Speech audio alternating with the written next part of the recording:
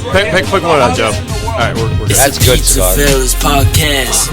Turn your speakers up, we better have a blast. Grab a drink, fill a glass. Light a cigar, come on, let's make it last. Pizza Talk with Sal and Joe. Oliver, Antonio. Pizza stories, they gon' tell us. Let's have some fun with the PizzaFellas. PizzaFellas podcast right here, the hottest in the world. On fire. Hey, what's up, guys? Episode 55, PizzaFellas podcast, episode 55. Remember, go on Spotify, YouTube. Hit the subscribe button, follow. We had a lot of crazy things go on in the past 3 weeks. You know, started off with the Pizza Fest down in Lehigh Valley on Steel Stack. No, actually, the One Bite Fest, too. Oh, yeah, before that, the One Bite Fest, then that festival. Then we had another episode, and then recently just other stuff that's gone on that we'll get into later. But again, remember, go on Spotify and go on YouTube and all the social media platforms, guys. Like, respond, comment, share, tell us what you want to see, what you don't, other things like that. If you have any suggestions, we're always open for that. Go in, contact us. Me and Antonio are there. We will direct message you right back. Let's go into our sponsors quick for this episode. Here we go. Enter.net, our good man Juice, that's doing the boards tonight. Social media website design here in the Lehigh Valley, worldwide, nationwide, and even China. There you go. Nick's Pizza. Main Street, Bethlehem. Shout out to Nick and Maria Bozakis. Thank you again for the sponsorship. It's Nick's Restaurant and Pizza. God forbid I get that wrong. Franco's Pizza, Rose and Filippo Belia, right there in Wilkes-Barre, Pennsylvania, right across the street from the federal courthouse, as I always say. Before you get locked up, go get a fucking meal. Go get a fucking meal before they give you 25 years. Steve Seiler Insurance, 570-446-8023. Just walked in the room. He just walked in the studio. Did he? Is he here? Yeah, oh, there he is. Steve's there. Steve's here. Your personal insurance needs for your bodegas, pizza shops, restaurants, and strip clubs, whatever you need. They need health insurance too. Hey. Golf insurance. Master Supply, Barb and Kevin Master. Shout out to you. Shout out to Dave Sweeney. He said he was going to come in tonight, but I do not see him here. But shout out to him. Thank you again for the sponsorship. Banco Beverage, Joe Marino, Tony Gallo, and Jim Glassick. Nice seeing everybody. Well, not everybody. One of you guys today, which is Jim Glassick, and I spoke to Joe Marino today. I don't speak a lot to Tony Gallo, but it's okay. Restaurant store. Huh? Who was Joe with in the picture? Oh, that's Who was that guy? that's Rockstar. He's they call him Rockstar. His name's Todd. Is he in Atlantic City again? No, I guess he's somewhere. I don't. Yeah, I think he is. Fucking guy lives in. He just buy a fucking house there. He tells me he likes the some dish at fucking Harris. He goes to Harris. Yeah, some like chicken dish. Joe, you got chicken here too. Restaurant store. Shout out to Nick. All your equipment, supplies, and all that good stuff here in the Lehigh Valley. Anna Capri Foods, since 1975, Lou, Jerry, Trish, and Nick. Nice seeing Lou, Jerry, and Nick on Tuesday. Shout out to them. Thank you again for the sponsorship. The United States Pizza Team, shout out to Brian. We'll be in touch soon. Shout out to you. R's Hot Honey. I don't know where Sal put it. I think it's in front of me. There it is. Right there. Guys, great hot honey. Had it today on the pie. Thanks for speaking. Yeah, they did have it today on the pie. They liked it. It was really good. Yeah, It was they really liked it. Shout out to Cafe Moreno, Massimo Di Mio. Guys, get your coffee and your espressos in your pizza shops. It's right in front of you. Go online. I think it's cafemoreno.com. Express ship. Throws in a lot of shit. It's good coffee. It's actually really, really good coffee. And without any further ado, we have a special guest tonight. And took a while to get him on, but we got him on. And I was just telling Angelo, I was sitting here, Joe was inside, and I said, man, you know, so this is a great story. So Joe Ruffino, which is to my left, his father, Sal Ruffino, not to my right, but Salvatore Ruffino. Yeah, my dad's Sal. And Angelo is named after his grandfather, Angelo Nicolosi, right? Correct. So Angelo Nicolosi and Joe and Joe's dad, Sal Ruffino, opened up. I would have to say quite a few pizza shops. But they opened up their first pizza shop together in Jamaica, New York, on Jamaica Avenue. It was on So which tonight's- is still open to this day. It was called Sal's Pizza. So tonight's guest is Angelo Nicolosi from Nicolosi's Pizza in Phillipsburg. Let's not get it confused with Nicolosi's Pizza in Forks Township in Easton. But this is the original Nicolosi. Nicolosi's. 60. Which we've mentioned you. I've mentioned you dozens of times on the podcast. We've My had sister stories. follows both of you, so I got the whole scoop. So 60 years, 60 years in the business. They're on 755 Memorial Parkway in Phillipsburg. I mean, this pizza shop, you know, I've been in there quite a few times. When it's so old school, it makes me want to cry. When you walk into the shop, the smell of just pizza, because he doesn't make sandwiches, he doesn't make French fries, no wings, nothing. It's just pizza with pizza, I think old like 4 or 5 school toppings. So I'm gonna get. You guys have like the original 6 or 7, right? No. We've adjusted. We've changed. You have We had a couple more toppings. Yeah, Okay, so we're gonna. Yeah, we had a bacon. We're gonna get you. Yeah. So we're gonna. It smells a little different back there, right? Yeah, it's all right. So we're gonna get him in, and again, without any further ado, Angelo Nicolosi's from Nicolosi's in Phillipsburg. I'm gonna, I just want to know how. I know you told us you're 42 years old, but when did you actually touch that pizza shop? At what age? How? I know you were born in it, like Sala's, but how did it come about? I can't even tell you. Like when we were kids, I was like 2 years old. We were making boxes. Like literally, and then when you're done with that, like, all right, now we're gonna show you how to roll dough. So I really can't tell you exactly, but when we were kids, I mean, you just realize that, like, you have to work hard and everything else. And God forbid if you didn't punch. We used to use years ago. Times were a little different. We used the clay boxes. Oh, Yeah, God. you gotta Punch pop up, the you holes. pop the holes out. If you God don't forbid. pop the holes, We'd race with my brothers, my cousins, and my grandfather. Be like, you missed a hole. You got to pop one out. Never piss off the grandfather. So you had to pop your holes out and everything else. So things over time, and we never made pies. We were never allowed to make pies. You have to know how to run the whole business before you touch a pie. Never touch a pie. The funny thing I always remember about your grandfather, I used to stiffen up when he used to show up at 19th Street because it never mattered what shop he was in. If he knew you and he would come in and he saw you doing something wrong, he'd call you out on it. He didn't care. And I mean, he had that look, your grandfather. I'm gonna tell you a funny story. I ran a chill through your back. So you're telling me that it ran a chill. So my grandfather, and I'm sure your father did the same thing. He'd always put his hands behind his back when he would talk to you, and he'd stare at you, but he wouldn't talk right away. So my favorite story is we had a delivery guy, and he's washing dishes, and he had a thing for wasting stuff. You don't waste nothing. No. So the water's running. He always had to clean everything with hot water. You're a man. You don't use cold water. You use hot water. All right. The water's running. He's scrubbing the dish, putting it in the sink. Not wiping it down. Nothing. All right. It's in the middle sink, and he goes, "Oh, hey, Mr. Nicolosi, how you doing? How you doing, Mr. Nicolosi?" He goes, "Good, Frank. How you doing?" He goes, "Good." And the water's still running. And it's running. And it's running. And he said, "Hey, Frank." He goes, "How you doing today?" He goes, "I'm good, Mr. Nicolosi. How are you?" He goes, "I'm good, Frank." He says, "Is there anything wrong, Mr. Nicolosi?" He goes, "No, Frank, there's nothing wrong." He goes, "I just have a question for you." The water's still running.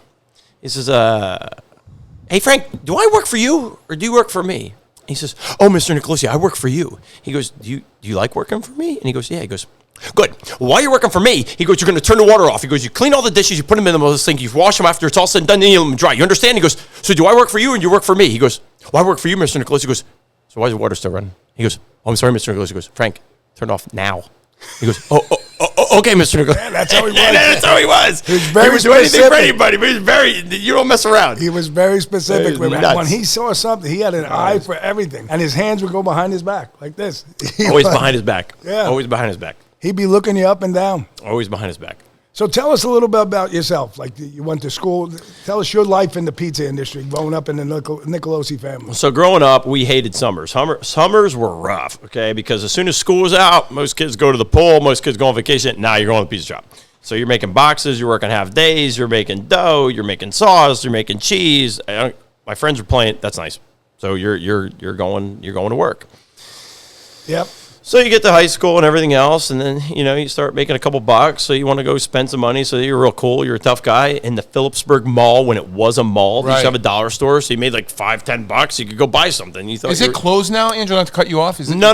It's still open, but it's not a mall. It's a shopping center. It's a I guess corporate center. The St. Luke's owns it, so there's a lot of doctors' offices there. Oh, that's what they converted it to? Yeah, they converted to that. Yeah. It's like a little promenade corporate area. Yeah. You can walk outside. There's benches and stuff like that. There's some things, landscaping, and it's nice. It's just different. And I was telling Joe before, years ago when it was a mall, it changed because there was a big fire years and years ago, so you could always see where the pizza shop is. The big problem we have now is they expanded that years ago, and they made it. I don't remember if it was Channel and it was Wix or Wix and it was Channel. I was a little kid.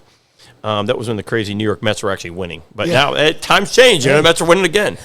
So they expanded on the business of the lumber yard. So now when the hospital took it over, they've converted it onto offices and things like that, doctors' offices. They have a gym there, rehabilitation center, so you can't find it. So it's kind of a pain. Yeah, you guys are tucked in. It's tucked in there. But, at the end of the day, after everyone, you talk to everybody, every great place is like a hole in the wall, right? So you got to find the other end of the rainbow. So they basically built around you. Yeah, that's it. So that's how it was. So we worked all through that, and then we go to college, and then in summers. Okay, I was a baseball guy. My parents gave me the option. You go to school from Maine to Miami. That was it. I have to get to you within 3 hours. Well, I'm taking a 3-hour plane flight rather than going to Maine. And plus, Maine's freezing cold. I mean, Miami's Miami. So, that's the story. So then every summer we'd come home. Every time we'd come home for Christmas vacation, you're working every day. That's it. You don't have a choice. Yeah, Where'd you go to school in Miami? I went to St. Thomas University. Okay. But we didn't have really too many sports teams. We had baseball and like 3 other sports. So I was a Hurricane. So, by the way, we're undefeated. We're in the top 10 in the country. So for the football guys there, my Hurricanes are doing well. Great. Yeah, they are, but they have a lot. They almost lost last week. We can't get too excited about that to an unranked team, but they took care of business. So did you play sports in college? I did. I played baseball. I was horrible, but I was a dual citizen. My grandfather didn't give up his citizenship till later in life, so grandfathered in. I have an Italian passport and everything else. Well, you do? Wow. One day, this Looney Tune, I was making fun of him. He was like watching us at practice, and I didn't realize that my head coach at the time, a Cuban guy, made a call on my behalf and said, "Look, you're never going to play pro baseball, never. But there's this guy that wants to bring you to Italy to go play." So I went. Greatest experience of my life. Made a ton of money.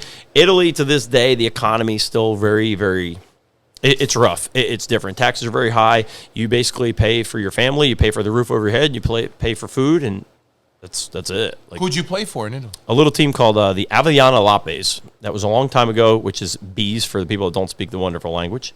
It was great. We were living like rock stars. And where in Italy was this? Where was this? That's in northern Torino. Okay. Not too far from Bardonecchia, where the Olympics are held at, which they're going back to Milan, I think, in 2. Now, was there a rule that you had to have a certain amount of Americans on your team? It was, and I didn't go over as American. That was what was tickling everyone's So they got fancy. They got an extra player. Look, and everything's a business in this world. Everything's what you can squeeze out of a rock. And the cool part about me was I didn't have to. I spoke Italian. I had I have dual citizenship. So basically, you're going over there as an Italian citizen. You're not going over there as an American. No. So it was good. And, I got off because the reason I asked, I got offered to go to Italy, Germany, and France to play on a football team, but I didn't go. Awesome experience. But the only thing I wish, that's one thing I do regret, is I wish I took like a year away to go there. But when they say it to you, they're like, all right, there's 3 Americans. You and 2 other guys are coming. You're going to live with each other for 6 to 8 months. You're going to have money for food and gas, and then other than that, you just get your salary, your paycheck, and then that's yours. Now, how long ago was this?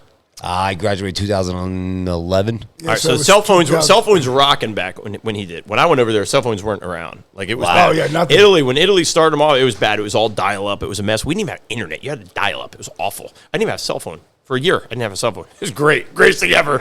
We're just rock and rolling, going out drinking, going eating all the time, and we had money coming out of our ears because you're the baseball guys. They're trying to promote the sport in Italy. And I'll be honest with you, the biggest problem there is this, okay? Only the rich and wealthy have Sky Television. They all have Rai and everything else and all the digital things. We are spoiled in the United States as far as that's concerned because normal people can't have that in Italy. And everything was rock and rolling. Long story short, before I went there, I read a book, and it could have pertained to you. We're on a pizza podcast. It's called Playing for Pizza. Incredible book. And I am writing a book myself. Are you? Yeah, I'm about up to 1,500 pages. I haven't figured out what the name of the book's going to be, but it's about pizza ovens and it's about baseball. And I've always told everybody the pizza business is exactly like baseball. You're going to have ups and downs. The Yankees are probably going to end up going to the World Series. I'm a Yankees They're guy. going to win the World They're Series. going to win the World Series. It's going to be Yankees Mets. I'm calling it now. I'm just telling you. Subway Nah, it's gonna Series be in Yankees 2000. Dodgers. Something else. So, Yankees Dodgers. but it's a grind. And anybody that's been in the pizza business knows this, okay? You have your ups and downs, okay? I know for us, as far as we're concerned, okay, Lent is very crazy. We still Yeah. have a very big religious community. Fridays, I mean, you don't eat meat, you have a pizza. That's what it is, okay? And then in the summer times, things slow down a little bit. Then school Steve. starts, and that's how it is. And a baseball season got 162 games. In college, you got 52. I mean, there's a lot of different things. Guys get hurt. How many things games did you happen. play over in Italy? I couldn't even tell you. Was it like a I don't 60 even know. game No, schedule? yeah, something like that. It was like about 60 games, and I was a catcher. They converted me to pitch. I sucked, but I was good over there, so I'm a legend.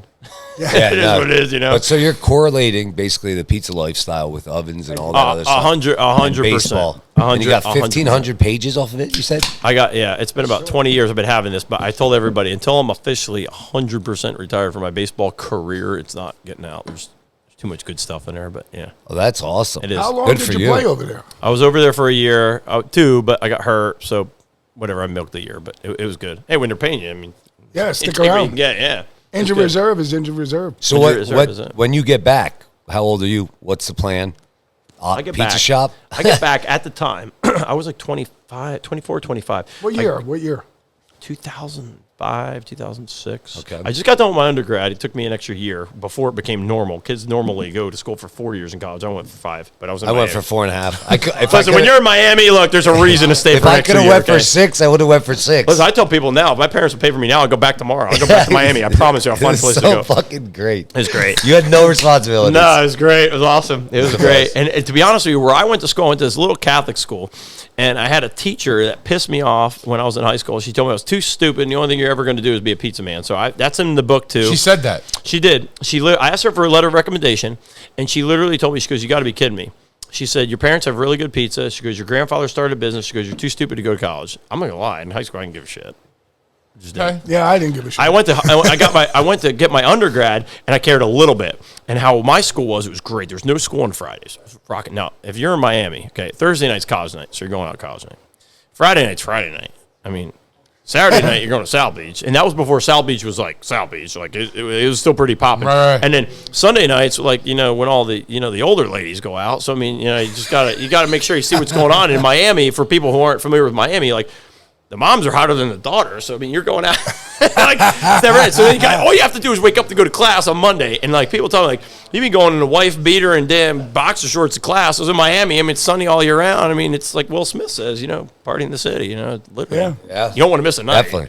So, Right. and where I was at, it was between 3. Where St. Thomas is at, it's in Miami Gardens, which is about Sure. 15 minutes from Yeah. Coconut Grove Yeah. and South Beach in 2 different directions off 95.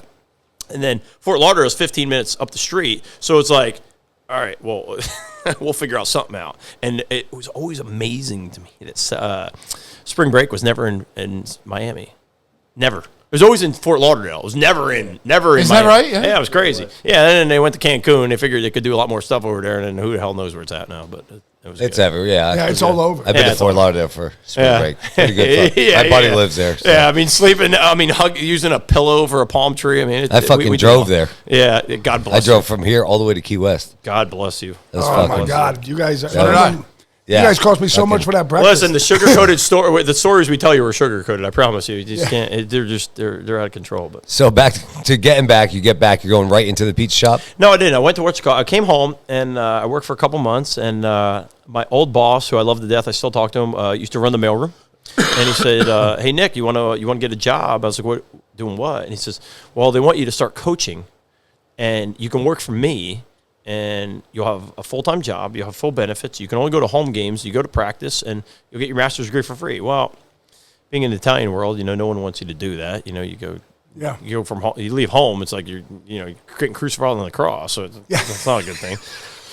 So basically, I got my care packages. I got my stuff from Giacomo's. I got the salami stick and the soppressata and all their stuff, and I'm getting that sent in the mail. So I mean, all these other kids are getting peanut butter and jelly and chocolate. And I'm getting all kinds of soppressata and cheese Italian and stuff. delicacies. Yeah, I mean, people are looking Orecchio like, bevolone. and that's fresh it. mozzarella. That's it.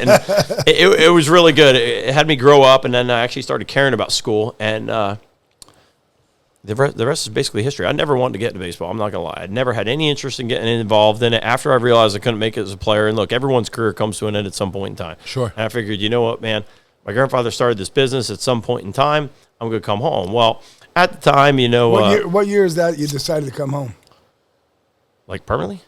No, just at that, at that stage point in in time. the game. Nah, at that stage of the game, there was a couple of different things. I got hurt in Italy, and when I looked at it, I was just like, man, this is stupid. I'm coming home.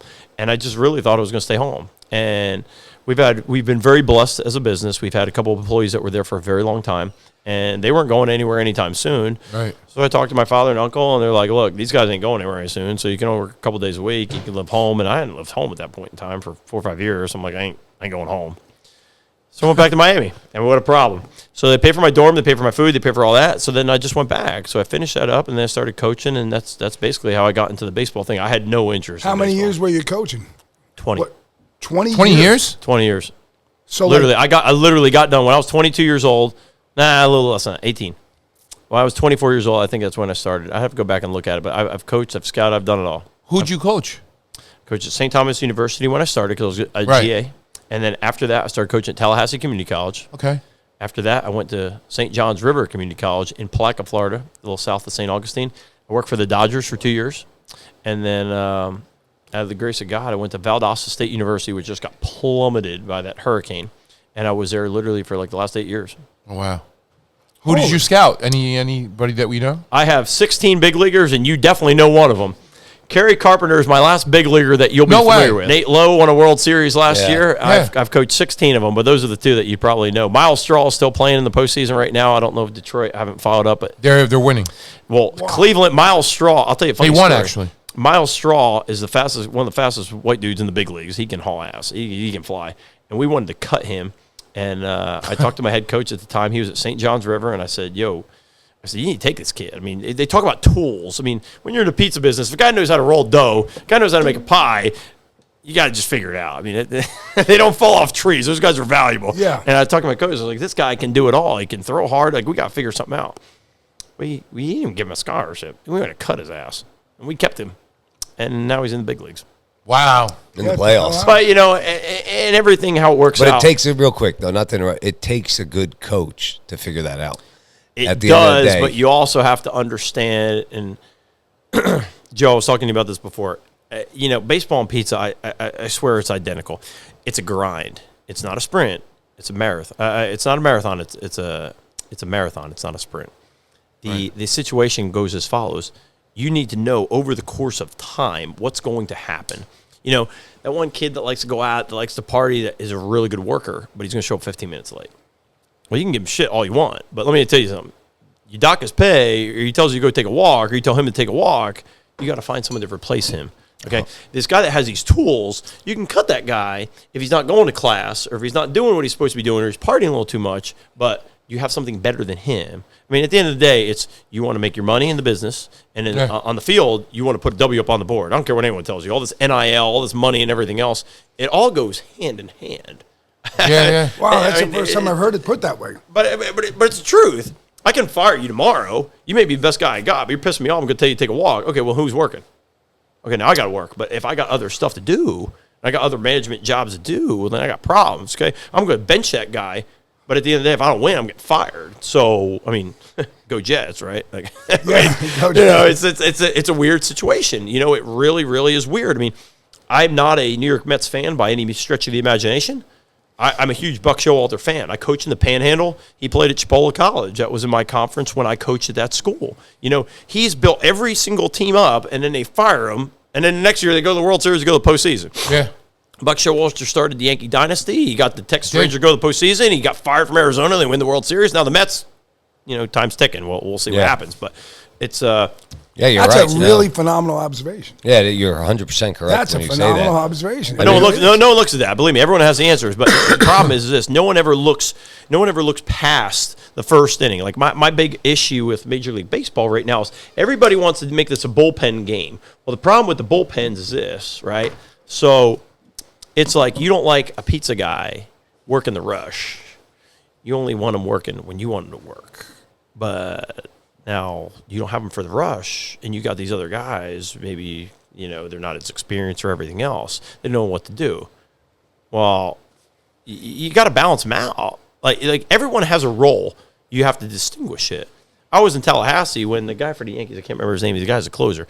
He was not a starting pitcher. He was a starting pitcher. Went to St. Louis. He played for Kansas City. The guy that just closed the game there, and I can't remember his name. But he has a role for the Yankees. I mean, Mario Rivera was the same thing. Weaver. You're talking about Weaver? Weaver. I remember Weaver when I was in Tallahassee. I was coaching at a junior college. I was a little weasel, and he was a skinny runt. He was kicking everybody's ass. He was throwing the shit out of it like he is now. After it's all said and done, he found a role. He found a thing. He has his niche.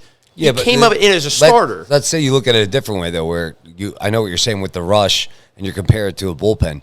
But during the rush, you put everyone in place, right, that you know what they can do, their capabilities in the restaurant. Well, I'll use so then a bullpen, let's say the rush is the whole game. And then that bullpen, he's waiting, but he's utilizing what we know he can do best. Well, let's say this. You know what I'm saying? So you're putting people in place as a coach, so you could take it that way. You are. You could take it a couple different ways, but it's like experience over speed, over quality. Like I tell my guys all the time. Like when I'm home, I yell and scream at the guys in the pizza shop all the time. I'm like, look, when we're slow, you have to make a perfect pie. You can't screw up. You can't burn a pie. You can't be doing this when you're slow. It has to be perfect. Yeah, when you're slow, things have to be perfect. We're not busy. Why did you make a mistake? 100%. There's no excuse for that. That's one of the biggest things. That we're not even busy right now. How did this mistake happen? And it's like on a Friday night rush. I mean, everyone in the business knows. I call that the nonchalant theory. We're not busy nonchalant. You just nonchalant. Amen. Now, when you're busy, people we can agree to disagree. People make mistakes. People do this. People do that. When you're in a Friday night and you're crazy, people are not stupid. Like they may not think straight, but they're not stupid. They know you're busy, right? So you do the best that you can, and then if you screw something up, then you make a mistake. You fix your mistake. You give him a slice. You give him that. Right. Yeah. I'll tell you this. There's a guy. I don't even know who he is. I'm not a social media guy. I have my reasons. I stay off social media. I go through my sister. I go through everybody else. I follow things incognitally, but I check the social media sites and stuff all the time. There was a guy I screwed bad, like 2-3 weeks ago. Bad. He ordered like a pie, like half pepperoni and sausage, half plain, or half pepperoni and half sausage. I screwed him up. We were really, really busy. Something was going on. And I'm like, sir, I'm the owner's kid. I don't know what to tell you. I screwed up your pie. I can't make your pie. We got 4 ovens. We're rocking. We're like when sweat is a topping, like you're busy. And I tell him, I said, sir, look, I was like, I don't have time to make your pie. Like I can't make your pie in an hour. Like we're backed up. He goes, just take care of me, man. Do what I got to do. I said, you ever eat Sicilian? He says, I mean, in Brooklyn, but you don't make a Brooklyn pie. I said, all right, I'll tell you what. Here's what I'm going to do. I'm going to give you a half a Sicilian right now. I feel terrible. I screwed up your pie. Here's 6 Sicilian slices. Good luck. God bless, man. I'm not charging you for Merry Christmas. This dude is all over the internet saying how great our Sicilian pie is. He didn't even tell anybody. He goes, this is the best Sicilian, all this other jazz. I screwed his pie up. I totally screwed his pie up. Well, now let's flip this script back to a baseball game, right? You totally missed a sign. You got thrown out at second base. There's a hit and run. You're all screwed up, right? Right. The guy's still on third base. You execute the play. You do what you got to do. You score the run. I mean, look, the Yankees played like hell the other night. At the end of the day, everybody hates Stanton. He's never been healthy. He's making $1 billion contract. But you want to know something?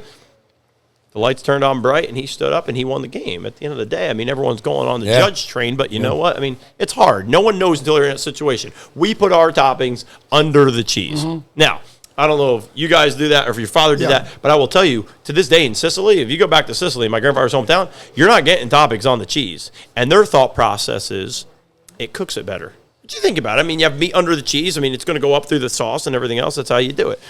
Man, that's just how we that's how we do it. So I mean, if you don't, sometimes you got to throw it on top. I mean, if you're really busy, and I mean, someone calls you up and they want a half pepperoni, and you're like 10 pies deep. Hey, what are you going to do? Hey, look, just throw it on top. If you mess up, if the guy messes up, I tell everybody after it's all said and done, this world that we're living in right now. My grandfather used to tell me this all the time. I don't know if your dad said this to you. Well, the Beatles. My father and your grandfather couldn't live in this world. No, they couldn't. I tell people, people couldn't accept their rhetoric. I miss my grandfather tremendously. But I'm happy he passed away the way he did because he wouldn't know what to do with a cell phone. He would not have any idea what to do with these people that come in. And they can't even count change. It's bad. It's bad. Yeah. And I will tell you, I've learned more behind that counter than anything I ever did in school. I mean, I have my master's degree. I have my MBA. I don't give a damn. I mean, I invest my stocks, and I've learned some stuff, but I'll tell you this right now. More deals get done behind that counter than it ever did in the classroom. I can promise that right 100%. now. And, The critical thinking you have to do in a pizza shop in a busy place compared to the spot. critical thinking that goes on in a school atmosphere, you can't compare it. Juice. No. Well, Music's on. real quick though, not to interrupt. All the pizza talk. I want to try that. So we're gonna take a quick break. All right. We're gonna take a quick break. Try the pizza. We'll come back on and right. finish up of our right. second segment. Cheers. Cheers. Yeah, it was a great segment. It was a really good segment. 55. We are back. PizzaFellas podcast, episode 55. Remember, go on Spotify, YouTube, subscribe, hit that play button as I just did. Hit that bell, subscribe, interact with us on all the social media platforms: Instagram, Facebook, Twitter, Threads. We're on all of it. We had some good reels coming up from this past couple days and last week. We have a great guest tonight. We just had some of Nicolosi's pizza. From Phillipsburg. From Phillipsburg. The original Nicolosi's. It was good. It was very good. Excellent pizza. Amazing. Excellent Everyone's pizza. off. What'd you think, Antonio? Oh, pizza was good. I actually enjoyed the Sicilian. I really did. It's very old school. I like it. Yeah, it is. When you say old school, You can do tell mean- Just it's the taste, the smell of it. I always smell pizza before I eat it. I don't know if that's weird, but I do. I just want to smell the aromas. And when you bite in it, it's not crunch. It's not crunchy, not soft, not chewy, but it is all together. You know what I mean? Crust was awesome, Yeah. man. Yeah. Sauce was excellent. I enjoyed it greatly. I really did. I gotta say, brought back a lot of memories. Thought about when your grandfather came to the shop and the discussions came up with sauce on top of the cheese, sauce under the cheese, and everything. Those days when they would all sit there and talk, it was incredible. Get the espresso out, sit at table one in the booth. I'll tell you. They solved the world's That's how I problems. start my day with an espresso. If I don't have an espresso, we make pizza that day. But It's not I like tell 3 or everybody, and 4. you probably tell everybody the same thing. You got to put the time in, and Yeah. you can't rush it. At the end of the day, you show up in the morning. You got to take your time. And this is a treat. This is very much a treat. I just bring back memories of my grandfather and Nino when I was a kid. And they used to. You can't rush. You can't rush. You can't rush. You make a small mix. You make a large mix. It don't matter what you do. You gotta take your time and everything else. And Sicilians, since you guys are talking about it, it don't take any longer than a regular mix. It's just a different process. You gotta let it go. You gotta mix it. You gotta roll it, and then you gotta let it raise a little bit, and then you stretch it, let it rest. Okay, and then you just let it sit, and then obviously over the course of the day, if you're really busy, it's not going to raise as quick. If it's a little slower and the ovens are on, the heat from the heat from the ovens are going to make it raise. And after it's all said and done, you make your thing. Now, you guys, are you par baking in shells too? Or are you doing for raw? The Sicilian, are you par baking them? No. That's a pre-baked. But lately, Pre-baked? ever since that guy went on the internet, I'm making them every day. So they're pre-baking. I mean, I'm going in and out of them like every day. It's just crazy how things work. I said it before, and I'll say it again.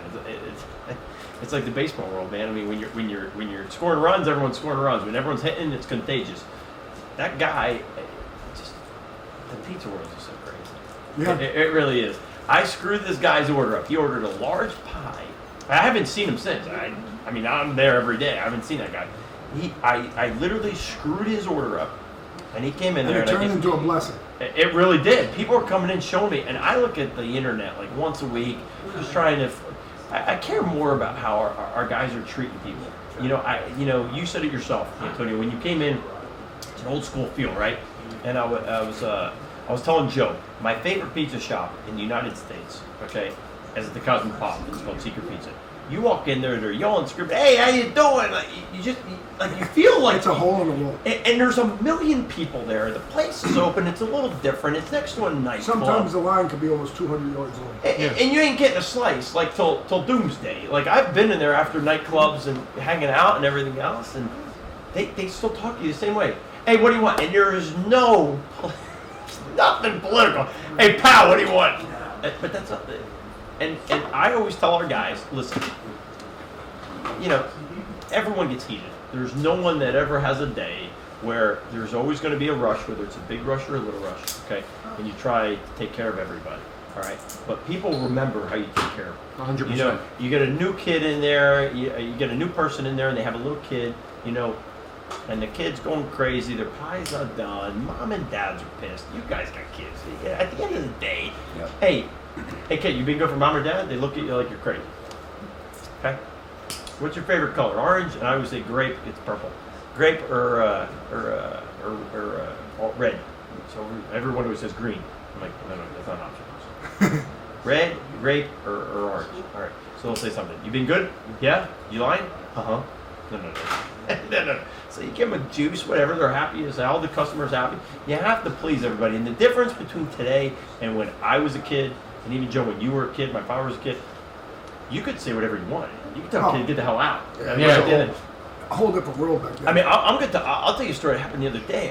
A lady came in with her daughter. She left the kid. She goes, order the pies. So the mom didn't speak English. I don't know where she was from. She wasn't Spanish. She wasn't American, whatever. And she says, I want a pie, and she couldn't eat pork. And and this is a pizza problem that everybody has, and you just have to deal with it. It's part of the business. She wanted a veggie pie. We don't have any specials at the pizza shop. Everything's a la carte. You know, you want an extra topping, you pay your extra topping, that's it. She wants a veggie pie, and she wants 2 extra pies. On top of the pie. Yeah. Like She has 5 or 6 toppings. Right. Well, the bill's going to be like $60. Okay? Is it okay? Yeah, no problem. She spoke English, the mother didn't. Okay? So the mother comes back like 2 minutes later. Are the pies done? We don't want the pies. We don't want this. We don't want that. And the mother is saying this, but she doesn't speak English. I don't think she has a clue what she's doing. We got a couple of big orders. And she said, okay. So they're all done. It was $60. Yeah, I think it was like 62 each. She goes, we're not paying for it. What do you mean you're paying for it? She goes, no, we just want slices.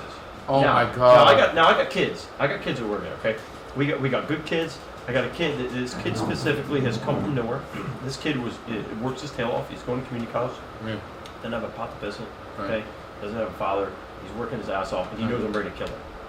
But the kid, I walked in when the daughter ordered the pies. The daughter's like 16 years old. Speaks fluent English. You kids are doing shit like this. You want a pie? You sure you don't want slices? Yeah. And the mom can't understand why it's taking so long. I'm like, lady, are you retarded? Like, you not see what's going on here? Like, we're got all 4 ovens on. I'm running, screaming, yelling, screaming, whatever. Things are going crazy. Phone's ringing. I'm sweating, going nuts. Why is it my pie? You have got to be kidding. Like, do you not see what's going on? And she wanted slices. So what do? You know, you do the best you can. Take 2 slices out. Some guy wanted the pie, whatever. You cut him a deal. You get rid of that pie because at the end of the day, you put garlic on a pie. The pie is going to garbage. I mean, no one's going to eat garlic. Garlic, God forbid, you're ready to die. But those are things that you just have to deal with in the industry. I mean, you know, you make mistakes and stuff like that. But it just bothers me because, listen, you're in this country. People talk politics and not politics and all sort of stuff. At the end of the day, once again, kids haven't changed. Yeah. Parents have changed. Yeah. And that's the end of the story. I mean, I can tell you, if I did that as a kid, my dad would have paid and would have beat the hell out of me. But Yeah. that's No, how, 100%. and that's how the world has changed. Yeah. And it's unfortunate, but those are just things you have to deal with. And you know, you just certain people you can't please either. No, you really can't. I mean, there's some people that's just going to have issue. I mean, I've talked about different things at times. I find that for customer calls and something was dissatisfaction about what we did, what we try to do is just immediately solve it. You know, and just say, okay, we'll make you a new one. It was a delivery, all right, we'll drop it off, or I'll give you a credit. And I find that in today's society, the faster you're trying to solve something, the customer's almost in shock. It's like, I'm not being argumentative. I want to get off the phone and I want to solve it. And they almost are trying to talk you back into just staying on the phone because they can't believe you're actually agreeing to solve this problem and without any hassle. You know, because for us, it's too much coming in the door. Me being on the phone, there's pizzas in the ovens, if we're short-handed, I can lose more money by not giving you a free sandwich or making you a new sandwich right away and getting it back to you, and that's it, problem solved. Listen, I get pissed. You know, like I said, I went to school in Miami, and I remember one time I went to this pizza shop, and I don't remember what I had. I always have cash on me, and I was short. I was short like 20 cents or something like that. And I'm thinking to myself, this guy, I told this guy, hey, I'm 20 cents short. And he sat there. You said it to him first. No, I did. I go, hey, I'm 20 cents short. I was like, hold on, I'll be right back. And they have 20 cents. I was like, oh, shit. I was like, so I'll use the ATM. And the guy was like, well, I'll put the pie on top of the oven, dude, for 20 cents. And I'm thinking to myself, you're He goes, "Did you have a credit card? We'll get it out of the way." And I'm thinking to myself, dude.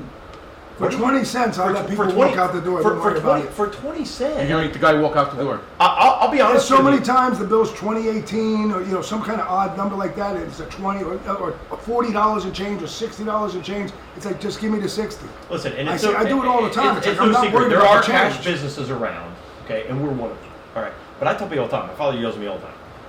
If somebody gives her a large pie, no, it's going to happen like 20 times tomorrow. I'm going to get crucified. But you come in for a large pie. You come in every week, okay? Hit me next time. Yeah. Do you have Done the any same thing. idea? People come into our pizza shop, and I'm like, look, 2 slices are $5.33. Shit, I got $5. There you I go. want it, and they'll tell you.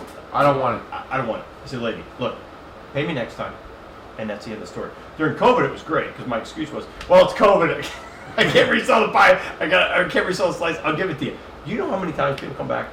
I can count on one hand in my whole life how many times people didn't come back. People appreciate that. I mean, No. now I'm not saying you're ordering a pie with everything. It's a 50-odd pie, so you pay me next time. That's a little different story. Correct. But after it's all said and done, I mean, people, I've gone to college. I got my master's degree, and I am no smarter or any dumber than anybody else. I tell people the thing that is missing in today's society is common sense. I got cousins that are doctors in Massachusetts, urologists, cardiologists. They worked at pizza shops when they were going through med school. And they told me the same thing. They said, you know what the problem is with society? People don't have common sense. You're going to lose a customer for 20 cents rather than Here you go. Take it. Here. they're going to come back. 100%. I Next don't time. understand. I told a kid last week, a kid didn't have any, it was a construction guy, and he came in, and they're doing some construction on 22, and they're going cashless on the toll booth, which is a whole nother story, which is crazy. And the guy came in, and he wanted 2 slices. He didn't have any money, so I'll tell you what, take 2 slices. He goes, I may not be back. I go, I'll tell you what, pal. How long are we going to be here? He goes, we're working on the bridge for a while. I go, you'll be back. The kid has been back every day for 2 slices. I didn't even want his money for the day that he came back. It's common sense. You gained a customer. Like, you just don't get it. And No, I the just really, construction I get guys so are very mad. important. No, Yeah. that No, they whole are. business, you know why though? Because same thing happens to us. We have that new development going up, a Uh-huh. bunch of houses. Those guys are going to come back. They're going to work, and then when even if they don't come back, they're going to go tell people, "I got to come back 100%. downtown. I'm going to Diageo's. Or I'm 100%. going to wherever it is." But they look at that because I have customers coming all the time. Man, I was working on a job up the street. I used to get your pizza a couple days in a row. I had to bring my family back. I live up in say Scranton, Stroudsburg, and they bring their whole on a weekend, a whole family back because they want to come back and eat the pizza. I'm like, wow, thank you. You know, you see that all the time with them. We have a crew that comes in every Saturday. I call them the Saturday Night Special. This is a true story. So they came in one time, and they shared their story with me. They had problems with drug addiction. And they come in every Saturday between 5 and 6. We always try to plan, it never works out. As soon as one walks in the door, we know what they want. I don't even charge them. They order like 10, 12 times. And they sit there, and you know what they do? They tell everybody. When people come in, it's a little different. It's a little different. I pray kids aren't there because they all got mouths on them, and I was a baseball guy, so like I know that, F-bombs fly left and right. They're sitting there, they're promoting our business. They're helping us out. The one guy was practically dead. He was on some serious stuff. He goes, hey, I'm going to the bathroom. Now, the story with us is we do not have a public bathroom. 1964, you didn't need a public bathroom. Well, I'm the asshole grandson. So, lady comes in one time, true story, black lady, never forget it. She's a nurse. She comes in all the time to this day. She was taking care of her granddaughter. Her daughter had some problems, and she has to use the bathroom. So I'm the nice guy. So I'm like, ma'am, it's not a problem. Use the bathroom. If there's kids or old people, you let me use the bathroom. It's not a problem. Well, the Board of Health walks in. Oh boy. But we don't have a public bathroom. You're doing a nice service for somebody. Right. Somebody fires us. Let me tell you something.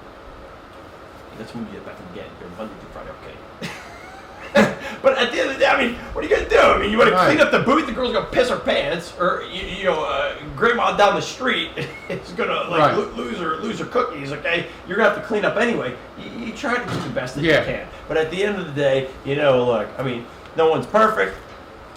I mean, you just do what you can, but I mean, you can't please everybody. But unfortunately, sometimes the government's a little bit of a pain in the neck. Yeah. Then you go to Italy, it's a different story. And Italy is a little crazy. You gotta pay. You pay to go to the bathroom unless you're a paying customer.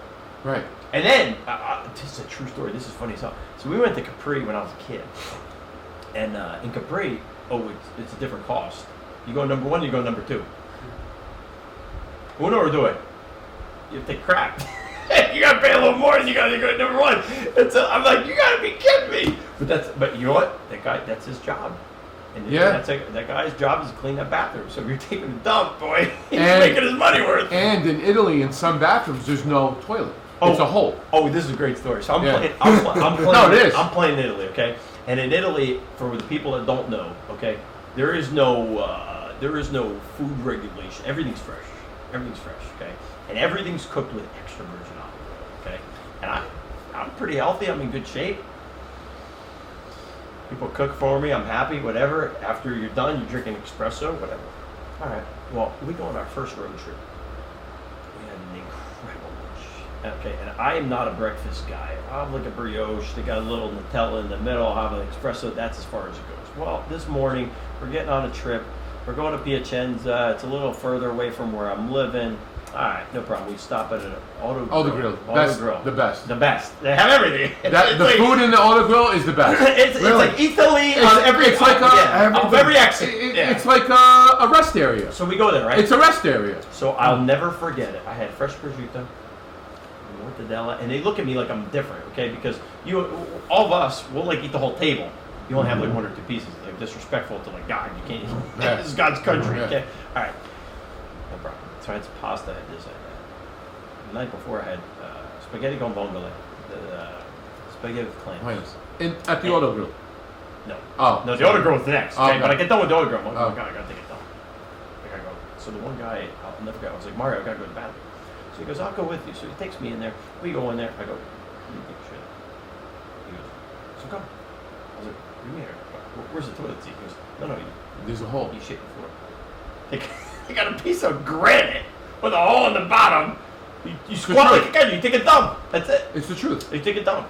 Now, what's even worse is this. So they have the little thing to clean the bowl too. Don't clean it. Oh my God! So the guy comes in after. There's screaming. The guy's like sitting there freaking out, yelling, screaming. Typical Mexicano. Dude, I sprayed the walls. It was bad. But they're pissed. They're pissed. Dude, you take care of your shitter. I remember where I was in Salerno with my father. Hey, dude, hey, you gotta go. It runs through me, man. I was in Salerno when my father was younger, and I said to my father, I gotta go to the bathroom. He's like, you gotta always go to the bathroom. No, I gotta go to the fucking bathroom. You gotta go. It's like 2, 3 o'clock in the afternoon. You gotta go. No, it's actually early, like late in the morning. So he's like, all right, go over there. So I go in, there's people walking in and out. I'm like, all right, this is the bathroom. So I walk in. Where the fuck is the toilet? So I came back out. I grabbed my phone. I'm like, come here. He's like, what's the matter? I'm like, I gotta go to the bathroom. Go to the fucking bathroom. He goes, I said, there's no fucking toilet. He goes, there is the toilet, the hole. So I'm like, you gotta bring me in there. What are you, a little boy? So he brings me to the bathroom like a little fucking boy.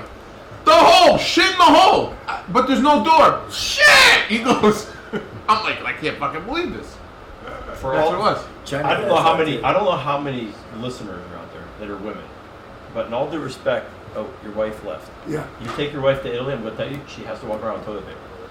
Because the worst part is this: when you take a crap, There's no toilet paper. you're better off wiping your ass with sandpaper. I'm just telling you, it's bad. Like when we were kids, like you go to, I tell everybody. It's no disrespect to anybody in Lehigh Valley, but there's connections to Brooklyn and stuff. When I was a kid, my grandfather used to take there. We'd go to Villa Abate. We'd go to, it used to be Mezzaluna. It's not there no more. We'd go to this crooked little Italian bar and have this espresso and stuff like that. When you smoke cigarettes and you smoke cigars, they used to have the napkin holders that had little wax paper napkins. That's what you're wiping your ass with. I'm like, dude, you kidding? I know what you're talking about. I'm in Sicily, and I'm in Taormina. We're in this beautiful place. Taormina is beautiful. Elegant. Everything's great. We went to Isola Bella. I went with the girlfriend. We went over there. She told me point blank. She goes, you can't go to the bathroom. She goes, you have to take a piss or you have to take a crap. I was like, I gotta take a dump. She goes, you can't go. What do you mean? She goes, I don't have toilet paper in my purse. I go, oh, shit. You gotta take a shit. You gotta take a shit. In the United States, you got these Scott things that are like the size of a football. You're like ball. Oh my God. I'm not gonna lie. I thought I had to go to the emergency room. I thought I was going to bleed. I thought I took a shit. I'm bleeding out there. And it's not even absorbing. So, meanwhile, I'm ruining jeans. I'm ruining underwear. I'm ruining everything. It's terrible. Holy Christ, that's terrible. Yeah, that's a tough yeah, thing. yeah, no shit, literally. You know, on that story, when I was younger, we went to Sicily. So it was me and my dad were there. We'd go to the farms where he was born on. Yep. His Uncle Phil owned the farm. So they had there was two ways you could take a shit. You could go inside the room where the flies were, and they actually put a toilet over the hole. But they had no seat. So you would sit with no seat on there. You got to squat. You got to squat. And then afterwards, you got to go get the bucket of water and pour it so it pushes it down to the toilet hole.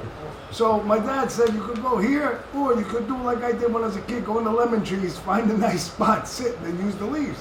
So I used the fucking leaves. I went down to the lemon tree, find a way to sit on the lemon tree like this comfortable. I was just like, that's my shit here where I am on the farm. I'm gonna tell you something. I'm gonna tell you something. Italy is very Americanized.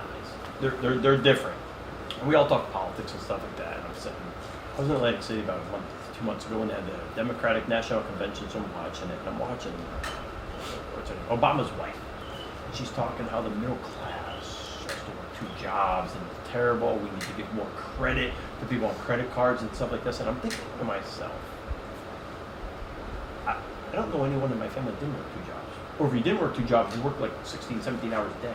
Right? Yeah. That's just how it is. And in Italy, to this day, they do things. Every country has their own perks, pros and cons. Correct. Yeah. In Italy, their health care is incredible. It's very similar to Canada. Everybody's out of those insurance. You're not going to die here. They'll just let you die. Over there, they have They have based off your income. So like your credit card tomorrow, like if you start paying off your credit card, you're actually responsible, which like 90% of the world's not. Like you're gonna have like $50,000-$60,000 on your credit card. You don't have it. You make 20 grand a year, but you got $50,000-$60,000 in credit on your credit card. In Italy, it's based off your income. So if you make $50,000, you're gonna have like $2,000 in credit on your credit card. So you can't go over, and they're not gonna increase you. So they don't have it. But their taxes are like through the roof. Like everything's a little bit adjusted. So I'm watching this and I'm just thinking about that. And I go, God Almighty, and it's crazy because I was telling Joe before, like I go to Italy 2-3 times a year. See, yeah. Yeah, and it's crazy because the last time I took a trip for 2-3 days to Venice, and Venice is hurting terribly. Venice is really bad. Venice is really hurting. Wow. Venice is hurting. I mean, they're very popular for tourism, but for like restaurants and stuff like that, like everyone wants to go to the tourist attractions. So we try to go to like the local spots and where all the locals hang out and everything else. And God Almighty, you can eat fish till you're blue in the face. And I'm a bacala guy, and you put bacala in water and let that baby sit for 2 days and get the sauce. I'm a bacala fan. My father doesn't like it. I love bacala. I do too. So we're sitting over there, and there's a sign on this one restaurant we go to, Paradiso. Incredible. All the locals go there. It's crazy. Hemingway's gone. Like it's nuts. It's been around for a million years. You go there, and it says on the sign, no English, no parla italiano, no parliamo francese, no problem. They're looking for people to work. It's so bad. Now understand, it's different here. If you're a waiter, you get paid a commission. You get paid a percent when the bill comes out. That's part of their job. Correct. So I'm sitting there talking to the guy. And no tips. No tips. You don't. You tip them, they get pissed. Yeah. You Really? can't. Yeah, there's no tips in it. No tips at all. No, Wow. it's because it's part of their job. Yeah. Which in the United States we're slowly adjusting to. New York, Philadelphia, Boston, like you get a 401k, you get insurance, you work a lot. In the South, in Miami, so many Cubans out there, or whatever. You make your couple bucks an hour, you get your tips, And you're you're good. That's it. Good luck. Yeah. It's crazy. But So what kind of percentage do they give them off the bill? 10% where? to the waiters in Italy? No, Nothing. or nothing. Hey. Nothing. No, but for cash. No, cash. Yeah. Cash. No. What they do in Italy, they give it to you good. They said like the bill's $60. You pay with a credit card, or you pay with cash. You pay with cash. Okay, it's $50. Okay, give me a couple bucks off. Okay, you pay credit card? No problem. $75. Like they don't care. And God forbid you walk out of that store without a receipt. Oh, they're gonna hound you. And if there's a finance guy like a police, and you walk out without a receipt, you're fucked. Oh, yeah. You're fucked. Yeah. And the guy that didn't give you the receipt is even more fucked. Yep. Why? Because that's how it That's works. just how out. it is. Listen, Italy has the best nightclubs. Back in the day, I used to go out a lot. I don't go out too much anymore. Now I don't care. I got my little honey in Italy. I sit there and I calm down over 2 things. I drink and smoke cigars and golf. or I sit in a nightclub and I just want to sit and just listen to loud music and I want to talk to them. That's like my little, that's my church. That's how I relax. Okay? And part of it goes back to baseball because you go. Baseball is exactly, I'm telling you, if nothing comes out of this podcast, baseball and pizza is the same thing ever. There's never nothing. I've never worked in your place. I don't even know where your place is at. But I can tell you, I could go there tomorrow at 6 o'clock in the morning and leave at midnight. There's always something to be done. Before I left, I forgot one thing. There's always something to be done in a business, and there's always something to be done on a baseball field. As a coach, you rub up balls. You got to make sure that the guys have the plan for the next day. The guys need to make sure they know what time to be there. They need to have things put out. They need to have text messages sent to them. God forbid they actually read like a memo in their locker. They don't do that. With that being said, you know, if anything, Italy's cash heavy. Italy's great. Wow. It really, it's crazy. But they have the same thoughts and theories. And the nightclubs over there, it's wild. We go to a nightclub, me and you. Okay. You get them for free. You go to New York, you pay $50, $60 cover. It's bullshit. $100, $200. P Diddy showing up. No. Oh, then you're gonna be filled with lube and shit. So you, That's right. you better make sure you stretch out your hamstrings. Listen, 50 Cent got in big trouble years ago when I was in college. He said that, and they gave him hell, and he had to spend jail time in that. And he got out of that, and they paid all this money. 20 years later, now it's all coming out. It's all coming Some out. college, with Cat Williams. some college just repaid $2 million. They didn't even want his money. They said, we're not dealing with this guy. But my nightclub story is this. If you go to Italy in any nightclub, back then and even today, you're going to walk in, they're going to say, you're not going for free. But here's the deal, we're going to clip it, and you're going to hear, take this. We got a free drink on us. Italy's got to figure it out with nightclubs. They got to figure it out. They give you a ticket, like a business card. They clip it once. They say, here, you get a free drink. You walk in for free. There's no cover. No fire hazard, nothing like that. No, everybody shows up. And then, oh, wait, I have to pay. So one drink's for free. It's like McDonald's. What's it, coffee $1? And no one pays $1 for a coffee because you, your wife, and your kids go there before you know you spend $50. Italy does the same thing. You go to a nightclub in Italy, you go to Torino, Milan, whatever. You go in there, your first drink is for free. You're going to have 3 or 4 drinks. You're going to meet a girl. You get 3 or 4 drinks. Click, click, click, click, click. Before you know it, you paid your entry fee. You pay the tab for your drinks for the bar, and that's it. They got to figure it out because no one's going there to have one drink. No. Wow. And when you see a girl, I probably ain't get one drink either. You're getting more than that. It's crazy. You wish they did that in New York when you were doing that. No, I was in. I don't know if you were ever in Naples. Were you ever in Naples? I was in Naples a couple times. Were you ever at Metropolis? I was not, but I'm very familiar with Metropolis. Metropolis that's the place where I'm a big soccer guy. That's where Maradona used to go back in the day. Yeah, but absolutely. But the place is out of this fucking world. It's huge. And the music is so fucking loud. It's the Mall of the Americas in Naples. That's basically what it is. It's a nightclub. It's a nightclub. It's insane. And my cousin took me there one night. It was like 45 minutes away. So we get there. I'm like, what the fuck is this place? I'm used to fucking a transvestite at the door getting me in.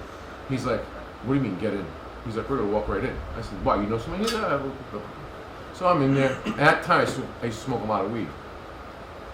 I was like, and getting weed in Italy is like finding the Pope. Can't get it. Oh yeah. So he's like, hashish. All right, let's smoke hash.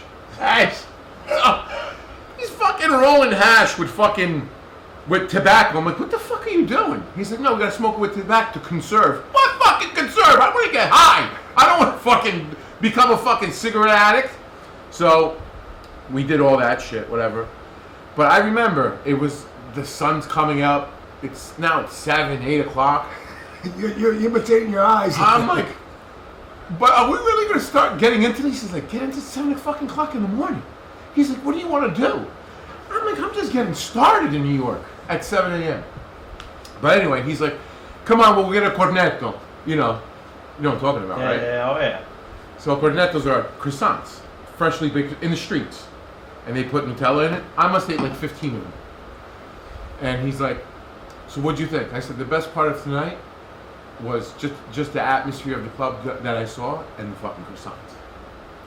So then when he came here, I took him to Marquee at the time in New York City. Yeah. It's not there anymore. So after an hour and a half, he comes up to me. He's like, "Oh, these are not like the nightclubs in the No. I'm like, nope.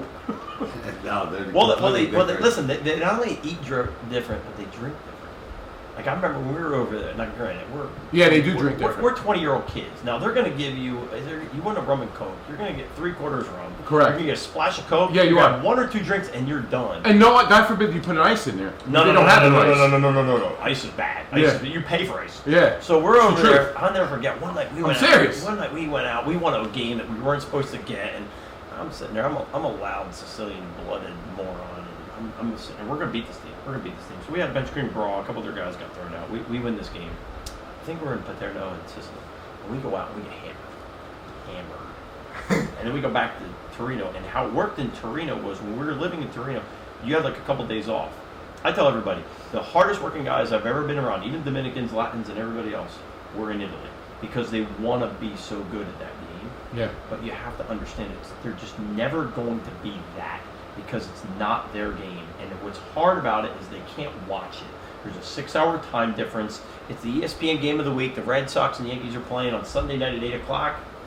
Dude, it's like 3 in the morning, 4 in the morning. And you have to have it. You have to have Sky Television, so you can't get it. Right. We had a party at our house, and then we went out to a bar, and we're drinking. And these guys are like, you have to be Americans. Like, what are you talking about? We're getting shots of Zambuca, but they have a shot, they come like this little tiny thing. It's like a little squirt of water. I'm like, what the hell is that? Because everything's with a shot of what you call it. Even today in Brooklyn, if you go to Brooklyn, next to the Villa Bate on 18th Avenue, they have this bar. I can't remember the name of it. It's an espresso bar, and they play cards in the back and do other stuff, whatever. And we go over there, and they always give you a shot of seltzer water when you're done. No matter what you drink, And soda and everything. So we're ordering drinks. We're drinking Bacardi and Coke. And they're strong drinks. We're drinking, and every time they're done, soda water, Americano, soda water, and it's crazy. I'm like, I don't give a shit. Give me another. We are so drunk, and we are over there, and people are looking at us like we are crazy. And I'm telling you, man, God Almighty. You know, it's funny. I really value the time I was there when I was there. Yeah. Because like if I was there now, like people when you go wine tasting. Are they still playing baseball there now? Are they still doing They still are. No, they're still very acclimated in that. They're very involved. As a matter of fact, Mike Piazza is the head coach of the Italian national team. Is he? Yeah. He lives in Parma, which is where their #1 team is. The problem with baseball is it's never going to be soccer. When I say that, right. is this the Major League Baseball has a farm system, single A, double A, triple A. In Italy, if you suck, I was there the year you guys probably all heard about it when Torino, they were Series A2. They won it.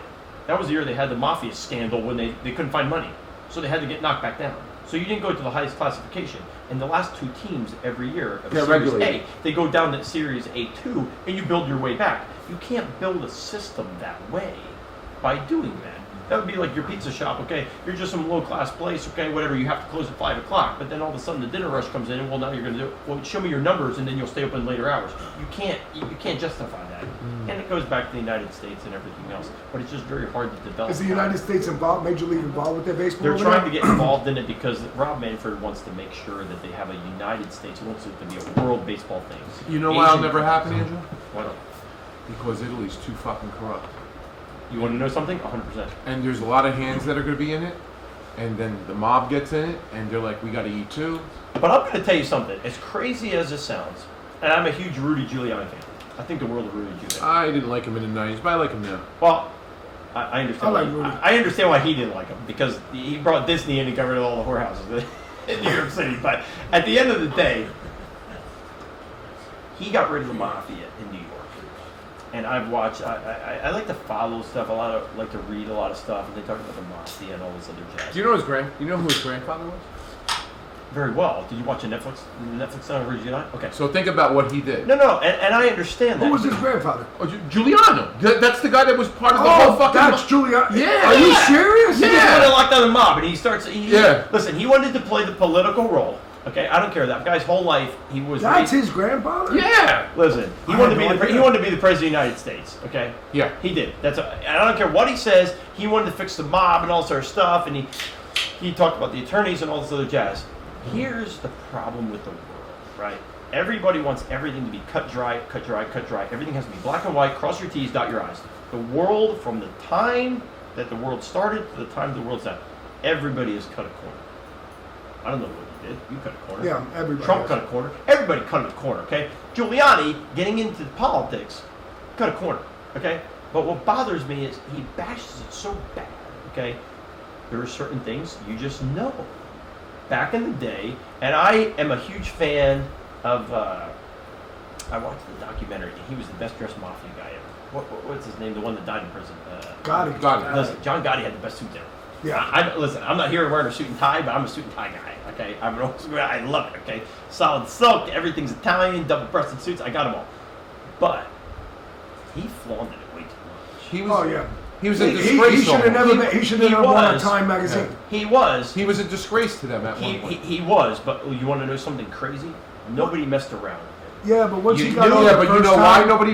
he should have stepped Because aside. he had Sammy the Bull next to him. 100%, and then That's when he why. traded on him, and that was the end of the story. Right. What bothers me about Giuliani is this, and it did everyone says what goes around comes around. I'll tell you this, in baseball, just like people, right? Okay, you can pimp balls in the first inning. Stanton, I don't even know what the Yankees scores. Stanton could pimp a ball in the first inning and hit it 700 feet, and it's a one-run shot, and they may lose the game 5-1. Sure. You can pimp it as much as you want. You look like a horse's ass because at the end of the day, you just lost the game. So you can pimp whatever you want. It doesn't matter, okay? Looking back on all that other stuff, Giuliani can talk about this. He can talk about that. He cracked down the mob. He did this. He did that. But here's the argument that I have, okay? How safe was it with those controlled areas by the mob years ago in the 5 boroughs, okay? Pre-Gotti, even with Gotti, okay? I don't flaunt. Gotti wanted to be a rock star. He wanted to be a Hollywood star, and he did everything he did, and he opened his mouth. And And look at everything. those neighborhoods now. Let me tell you something. 100%. But here's what Yes. I'm going to stop you with that, okay? I just told you what goes around comes around. Rudy Giuliani should have been our first Italian president. You know why he wasn't? Because everyone said he was cheating on his wife before his divorce was dry on his paper. Yeah. At the end of the day, I love Rudy Giuliani. I think he did a great job with New York. He Couldn't took keep his dick in his pants. 100%. And you want to know something? If he could have waited 6 more months, he was going to destroy it. He was going to be the first Italian president. Yeah. You know, you're the right. mob I did, remember that whole and story. the mob did good things as well. He was killing it. He was absolutely destroying it. We have a connection to that woman he was cheating on. That's, Oh, yeah. She's from Hazleton. Yeah. No, yeah. Yeah. Yeah. She's from Hazleton. Well, We actually, there was times that we actually could have been at a spot with him and we didn't go to that meal. Well, I'm going to tell you something. Crazy. I'm going to tell you something crazy. You know he's a frequent customer of a person that's close to the Lehigh Valley. Really? A food business? Or Oh, yeah. Get the heck out. Oh, yeah. Wow. No names mentioned. No name mentioned. Oh, we'll talk off there. All fair. But the mob. Still comes back by these. I know. But the mob did wonderful things as well. Look at the Fulton Fish Market. If it wasn't for the mob, the Fulton Fish Market wouldn't have been there. Once the Fulton Fish Market moved and the mob got out, what happened to Fulton Fish Market? Listen, everybody talks all this bad stuff on the Italians in Florida. They talk all this bad stuff on the Jewish people in Florida. At the end of the day, if it wasn't for the Italians, Florida wouldn't exist. Yeah. Yeah. You're right. Yeah, look at Nevada, Las Vegas. Right. Wasn't for the Flamingo Hotel. Listen, And Bugsy Siegel. They're crazy. Yeah. Listen, I tell people the two best movies I've ever watched in the last 20 years. I've seen I've seen it's on Netflix. Landscape. Oh, yeah. Netflix. I promise you, the last 10, 20 years, I believe everything in the movie. I'll also say this. In the other movie, what's the movie with Robert De Niro when he's working for what's it called? They're talking about Not the Irishman. yes, I believe everything. No, not the Irishman. No, you don't want to believe that. No, not the Irishman. What's it? Robert De Niro. Casino? No. Last like 10 years, 15 years. It's a mob movie? Oh yeah. Rob Chanel. No, they're talking about the guy. God, man, I watch it all the time. And De Niro's in it? Yeah, it's when they're talking about the guy. Who's the guy that had the unions, the truckers union? Oh, That's Irish. The Irishman. I believe every single thing in the movie. No. Everything. you're talking about the union guy, union leader. They Yeah, were that's talking Irish. about with If one more person says that, with Hoffa? You talking with about? Jimmy Hoffa, hey, let me tell you something. They when I was a kid, they dug up that poor guy. He was going to sell his farm in Wisconsin, They found Jimmy Hoffa. The guy's running his farm now. The family's all set up. They dug his farm up. The government has to pay him all his money. Look, you ain't ever gonna find that guy. The guy's been burned. He's somewhere lost in time. He's crushed. He's crushed in a fucking car. Yeah, Never they put him in a never car. find that guy. But That's what happened to him. But that's how the but that's They how the crushed world, him in but the that's how car. but that's how the world used to They work. killed him in that house. No, they killed him in the car. They put him in the trunk They and got, they crushed they him. got him in the house. Yeah. And then Listen, I they get put this him in the argument. car. with I don't everybody. think they killed him in If that. I put you in a box and I burn you, how you gonna find you? I put you on the Delaware. Where you dig the ashes in the Delaware? You put it in the Hudson. You gonna find it? You ain't gonna find anybody. No, That's it. but I believe he was put in the box and just smashed it. I'll tell you off air. We got connected. The story- We got connected. Oh, we know a guy. We know where he's at. It's still a good theory. Crushed in a box. But speaking of politics, I just want to compliment Joe. Yesterday we were at the Joe had a very good speech yesterday. we were in Reading, and Donald Trump spoke at the rally, and before The the pre thing, we're Italians are yelling at us because I had a hoodie that said Italians for Trump, and who's yelling at me? This guy right here, Jim Morgan. Yelling, oh, and who was the guy that was with you that was loud as That was shit? your cousin. Was that your cousin? No, that was another musician. Oh. He just came with me. So Joe did a speech. He was actually the first guy to come out and do the speech before Trump came on. And tell you what, it was It was awesome. it was exhilarating. It was. It was awesome. Bobby Words was there cannot too. explain. It was a good. It was another adventure, and it was a great adventure, and he I got- mean, in 26 days, well, when this comes out, at the time, it's 26 days to the election. And, I believe personally that this is an election of a lifetime. I mean, we're living in 1776, but it's just in a different concept. The concept is cyber warfare, it's media warfare, it's lies and denial. It doesn't have to be guns like it was in 1776, but there's a lot going on. And this election, if they steal it, and we can't take Pennsylvania, we can't take some of these states, America is not going to be America. It's going to be a changed country without Congress or the Senate making any kind of law to make it happen, because there's going to be nobody that's going to be able to help us. You know? Well, I will tell you this. I have strong beliefs. I've been told by many people, family, friends. I've always been raised never to go crazy in politics. And here's what I will tell you. I'm a huge reader. When I was coaching, I read a lot of books. And God bless him, the tailor that's been tailoring for about the last 60 years in Phillipsburg is from Naples. He's from Rome. He's a good friend of my grandfather's. He knew your father very well. He just had a heart attack. He's home. He's doing pretty well from what I understand. And he told me to read a book. And the book was on Lehigh Coker. Pennsylvania guy. Great Pennsylvania. Great Lehigh Valley guy. Went to the University of Lehigh. Lived and died in Detroit. And he said, the toughest part about politics is this. It doesn't matter who you vote for. Oh, no. You have to vote. And more importantly, this is a business. It is. I tell people all the time, I keep my personal beliefs to myself. Sure. But running a country is running a business. And Sure. We'll go back to the pizza shop. Everybody wants to own a pizza shop. You got high risk, high rewards, everything's good, man. You buy expensive cheese, you buy expensive sauce, everyone's happy, everyone's good. Right. But what happens when you go on a vacation with your wife tomorrow and your kids, and two of your pizza guys say, we're not showing up for the next 2 weeks, there's a problem. My dad had a heart attack, I'm going to so-and-so, and I have to go to the hospital, and the other guy says, screw you, I'm not paying you enough, and everything else. At the end of the day, this is a business. So what are you going to do? You going to close your business? No. This isn't Italy. You don't close the last 2 weeks of August. It just doesn't work here, okay? You don't close for 2 hours every day for siestas here, okay? You don't go home and drink a couple glasses of wine, smoke cigars, play And go to hanky sleep. with your wife, and Yeah. go to bed. It doesn't work like that. So that's my argument. And looking back on it, obviously the country's been hurting for a little while, but it doesn't matter. It doesn't matter who you vote for. I always believe at the end of the day, personally, and they're starting to do. This is crazy. I listened to it on the radio. Apparently now there's a voting score. I listen to the Hawk every day at work. There's a credit score and there's a voting score, so people know when you vote. listen. Well, we just saw on my phone yesterday a driving score showed up on credit card. Right? I mean, I don't know what the hell that does, but I believe, and I'm in between both of you because you guys are older than me. But after it's all said and done, you know, I learn from older people, but I work with younger people, so I see both sides of it. A lot of people that I work with, a lot of people that I see that are younger people say, "Screw it, man. I'm not gonna have a woman for president. I don't care if a woman's for president.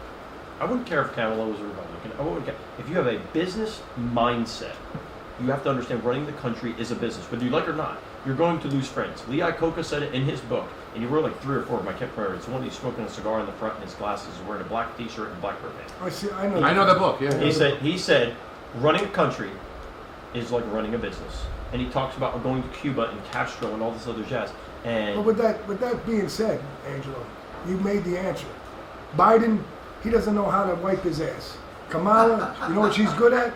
Sucking Willie Davis's dick in San Francisco. well, I was living in L.A. at the time. I was living in L.A. But she's the at the time. best blowjob in fucking politics. But also, real quick, though, to go back before that, when you see scores, like you guys said, Yeah.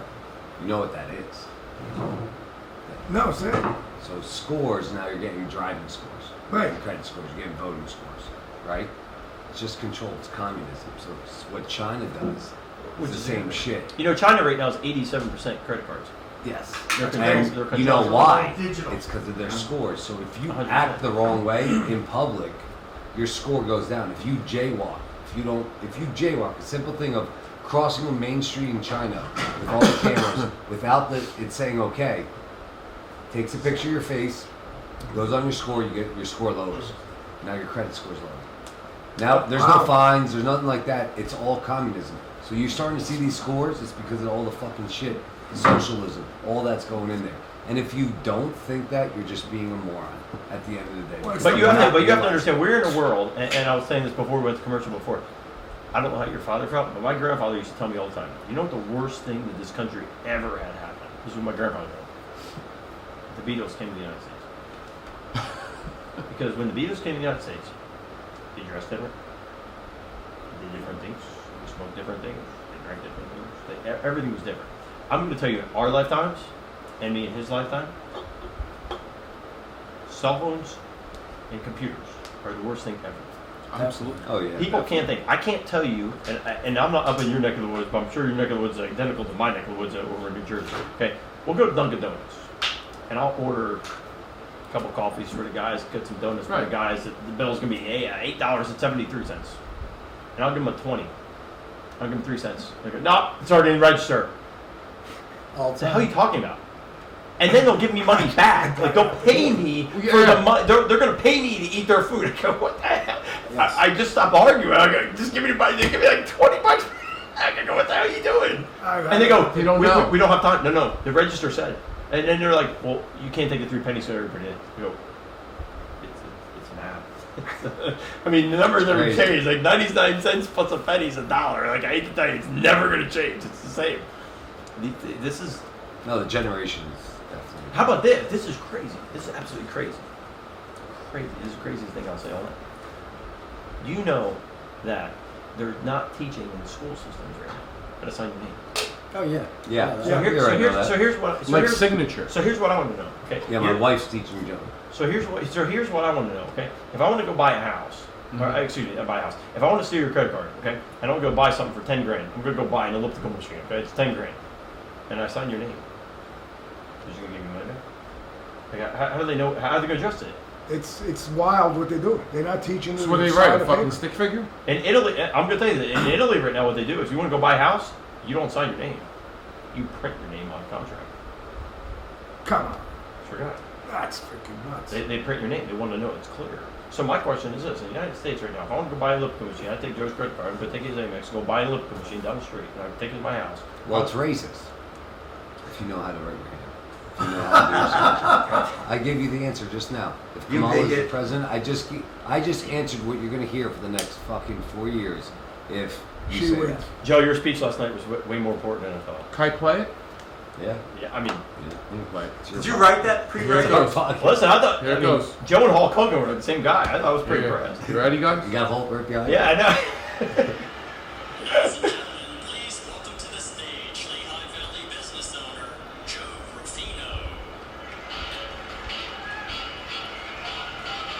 I thought it was Hulk Hogan. The music was great. Ted Nugent. Who was the what was the Ted guy? Nugent. Ted Nugent. Strange Hand. Joe, did you pick the music? No, he didn't pick it. What the fuck did I just do? Hold on.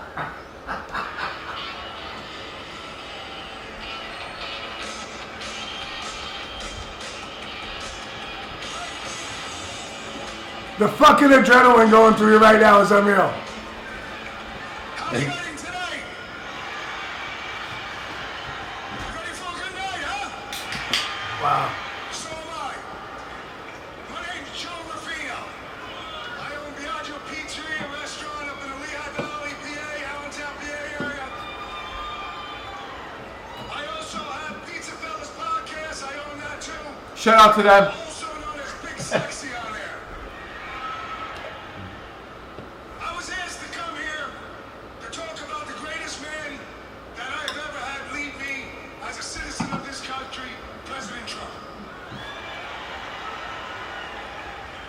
I opened my restaurant in 2013 and had tremendous success.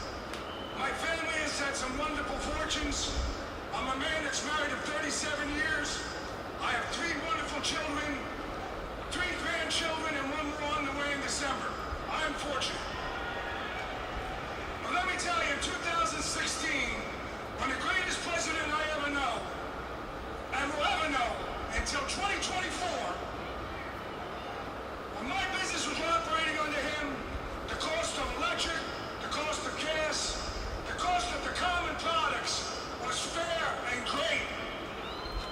Business was successful, consumers had money, and the economy was the best I've ever saw in my entire lifetime.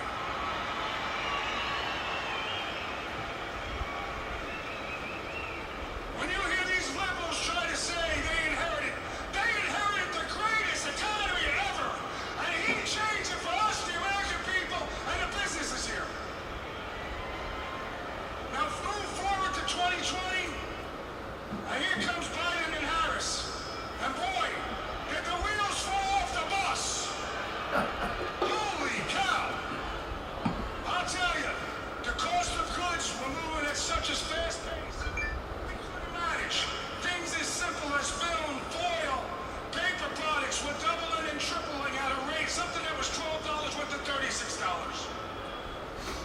I laugh when I hear Kamala Harris say, the day I get elected, I'm going to change it. Hello, ding dong? I'm not in office now. She held a chance with the tax on tips to help the middle class. She was at the deciding vote and voted against it. Are you kidding me? With that being said, I'm going to have to start closing it out. But I must say we need President Trump in office, and this is the most important election in the history of this country. And I'll tell you this, thanks to God's divine hand, we have him here. And as he said in Butler, fight, fight, fight, and make America great again. I love all of you. God bless America. And most of all, I love President Trump. He doesn't need this. He's doing it for us. Thank you, Joe Rufino, Big Sexy. Thank you, baby. Joe, did you write that before? I just said it.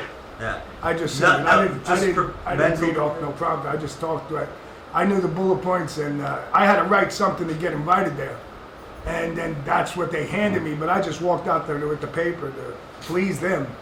I knew the greatest speeches in the world were never read. They're said. That's right.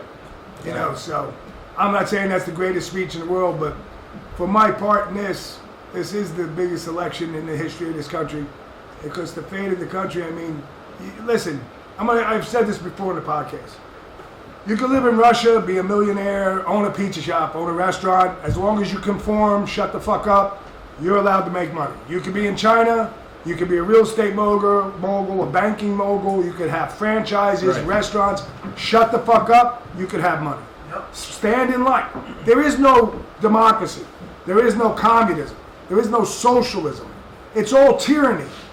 Everything we've been taught our entire life, what you're led to listen and believe, no matter what culture you're in, that is part of a Western civilization of money, of the fact the governments want the power. If you want to have money as a person, shut the fuck up, do your business, and don't come against us. And that's how the system really works. That's not written in any book, but that's what I've come to learn. They want divide. They don't want us together. They don't want harmony, any government in any of these places. Or they want fear. In China, they want fear. In Russia, they want fear. Why? Come up and snatch you. So it's either divide in a situation where you are, Canada, they want divide. In China, it's fear. Russia, it's fear. Countries of that. It's the same thing, just done differently. When you have divide, you have fear anyway.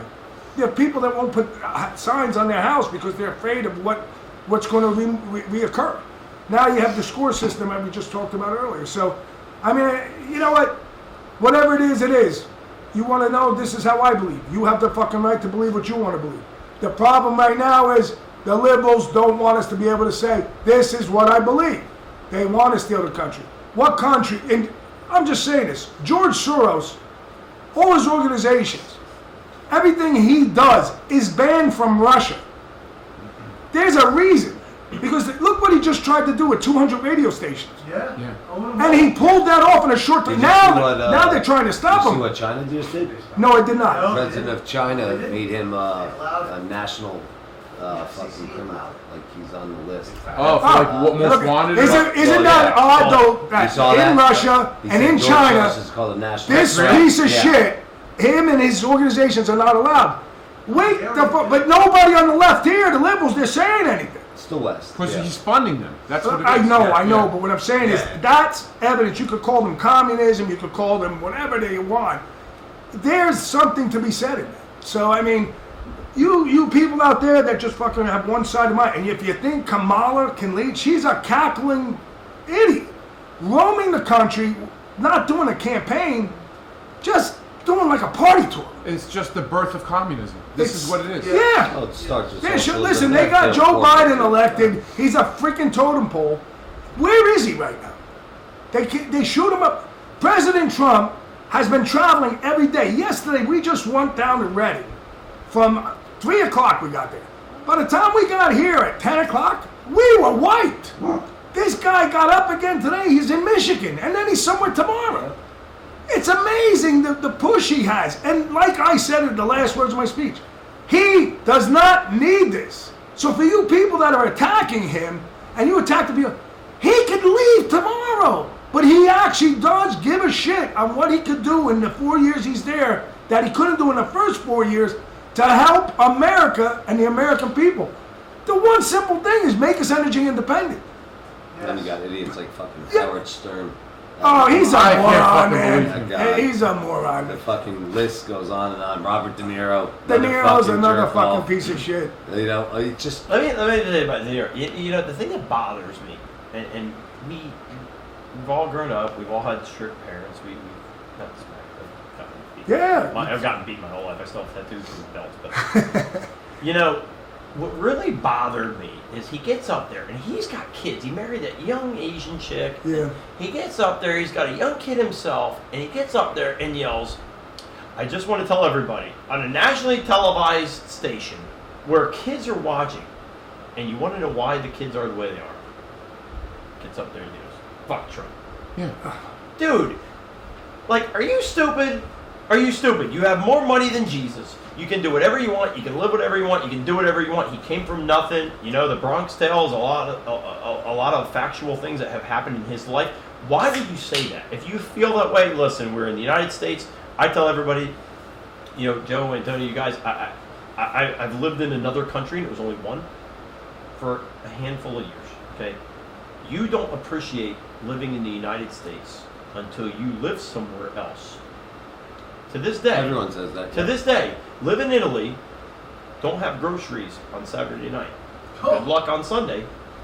You're going to church. You ain't what you call it. You know, I'm sure your father had similar stories. You know, my grandfather lived through World War II. He told me many times. So did my father. We were never allowed to eat. We were never allowed to talk. Never allowed to talk. I have a funny story about this. Never allowed to talk during dinner. You have to appreciate what you ate and God gave you on your table. Sure. Because when we grew up, we had bread, oil, salt. If you're lucky, you had a little pepper. That was your dinner.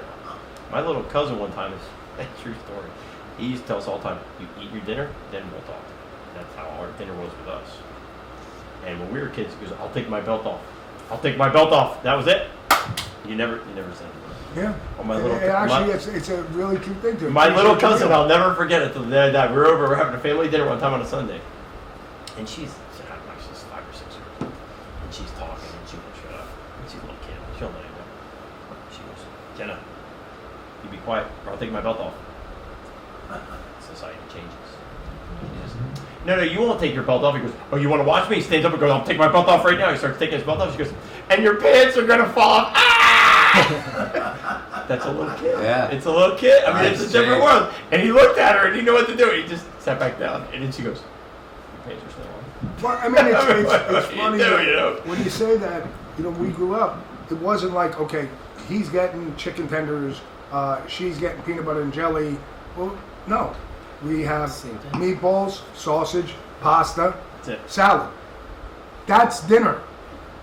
There was no special meal. Today, you look at people, Oh, it's fucking ridiculous. it's out of, like, I mean, I will tell you, we still have, and Italy has changed too, okay? Growing up, we still have for Christmas Eve. we well, but still not have to, seven dishes. I'm not interrupting you. I just want to say, I seen people that had kids that can only peanut butter and jelly. Like that's them, or they gotta cut. They're here at the house, and they gotta leave to go get burgers, because that's what the child eats. I got filet mignon, lobster, shrimp in the house, vegetables, salad, food. Where you going? I gotta go get a burger and nuggets. Listen, growing up, I'm No, not, no, just no. no exaggeration to what Joe said. No exaggeration. When I was a kid, I never ate pizza or jelly sandwich in my life. We had cold pizza from the night before the pizza shop, where I have prosciutto, mortadella, and some cheese. And Italian goods inside That was the it. And all the refrigerator. kids wanted our stuff, and I didn't want their stuff. I never ate a peanut. This is no lie. I've had jelly and I've had peanut butter. I never had a peanut butter jelly sandwich until 7 years ago when I took my job at Valdosta State University. We used to have it in between doubleheaders, and I ate this, and I go, these American kids are eating shit. It's like, I've never eaten this in my life, nor will I ever. And they used to take Crustables, and they put them in the microwave. I was like, do this dog food. I wouldn't feed this to my dog. yeah. So, with that being said, I can tell you, we still have Feast of Seven Fishes for Christmas Eve. And so do we. But I will tell you, in Italy to this day, the girlfriend has told me that her nephews, they get the choice. And this is Italy. And I will tell you, I just had a cousin that passed away. She was from Rome. She's 75. She's like a second mother to us. And I will tell you, Italy's just as screwed as the United States. Well, they were socialist. It's terrible. Oh, yeah. But you're they are eating, good you're on eating it. a pizza with Yeah. French fries, hot dogs, and hamburgers on a pie, with barbecue. Like this, you have Yeah, to but eat the that. ingredients is completely different, though. 100%, and Yeah, they can't so afford. it's not and they as can't bad afford. as you. It's actually a lot better than the health system in the U.S. It is, but you just You don't just put can't. that- you just don't put You're that. in shock You with can what go, they're you can doing. go eat a whole bowl. You're not pasta in putting Italy, bacala and you'll be and fine. fresh lobster Yeah. on a pie. You're just not doing that, okay? Yeah. But the And quality of their food is. But your all beef hot dog or your fucking mac and cheese or your peanut No, butter and jelly in Italy 100%. is 10 times. There's no fucking soybean oil. No, seed listen, oil, I all that can other tell you shit. the first time I went to Venice, okay, when me and the girlfriend went there one time, we went on the train. Public transportation's phenomenal in Italy. We went back and we got a couple koozies and some other boxes, insulin things that you can bring back fish. Okay, in the fish market, if you ever have a chance to go to Venice, it's literally, there's no joke. It's like 6 in the morning till 10. You're done. Like, you better wake up because wake up, you ain't going. Unbelievable. I saw swordfish from here to your garage. delicious. It's unbelievable, like real stuff. I went to Sicily, and when you get fish in Italy, I mean, we still go to Arthur Avenue for our eels. I mean, you see the Asian guy, he goes, which one do you want? And they take the thing, they take the tongs, they zap it, and it's dead. No. In Italy, anywhere you go, okay, you're taking a machete, which one do you want? This one here? Hi-ya, boom. They cut the head off, there's blood going over. I'm like, it's not bad in the United States. That's the best damn fish I ever ate. It's delicious. We brought it back, we eat it right then and there, but I will tell you, when I went to the girlfriend's house one time, We brought back a bunch of fish. It was her mother's birthday. She wouldn't take any gifts. All she wanted to do was get fresh fish, and she wanted to cook. It took her all day. She cooked all this fish. And her birthday's on Black Friday. I hate turkey. I hate the United States Thanksgiving. I'm not a turkey guy. I think it's a stupid holiday, whatever. So I go back, and we eat all this stuff. And like you said, her grandson, he needed chicken fingers and pretzels. I'm like, dude, your grandmother's been cooking for like 7 hours, dude. When I grew up, when you grew up, if you need it, That's what you if eat. you didn't eat it, hey, that's fine. You don't have to eat it. But you're not eating anything tomorrow morning. And you're probably eating last night's dinner for You learn to eat what's on the table, and today's society, It's awful. It's not that way, and I think that's one of the things that's wrong in the household, and I mean that's it starts there with the whining. It's awful. You know, you got to eat what's on the table. That's what you enforce that. You change a lot of rules in the house. I think the most powerful word in the English language, people think it's crazy, is no. Yeah. Tell someone no, they want it more. But when you start catering to them, they want more. They want more. They want more. They want more. Yeah. I mean, Antonio, I was talking to you when we had our 25th anniversary. Clown didn't show up. And I was a clown. So I didn't work there. I cannot believe it. We sold a slice and a soda, 25 cents. People bitch all day. Now this thing we just had for 60 years. This was a circus. This was a circus. We started raining. We were getting nervous. The line got longer. They called the cops. The pharmacy in our mall has a fire exit. It's on the back side of the store and the front side of the store. Yeah. So the back line was there. This whole thing was crazy. So a buddy of mine is the principal of Peabody Restaurant. Okay. We had Easton's principal. We had Yeah. Easton's mayor. Sal Panto was crazy. Sal Panto, sure. Sal's a rock star. Sal's great. He goes, I'll be here. He goes, I'll eat one slice. But he goes, I got to go to the Italian feast. I don't know where the feast was. He had to go to some feast. He had to have cannolis. I don't know where he had to go to cannolis. He went there. The Peabody mayor's there. Everybody's there. We have politicians there. We have everybody there. The line got bigger when it started raining. We're like, oh shit, we're not going to get rid of the dough. What are we going to do? Because you can't throw a dough away. You got to make the dough. Everything's great. My buddy, that's the principal of Peabody High School, says, look, I'm going to bring the band, I'm going to bring the cheerleaders, I'm going to bring the step team, I'm going to bring the choir. My old man, similar to your old man, I don't tell him. Okay? This is hilarious.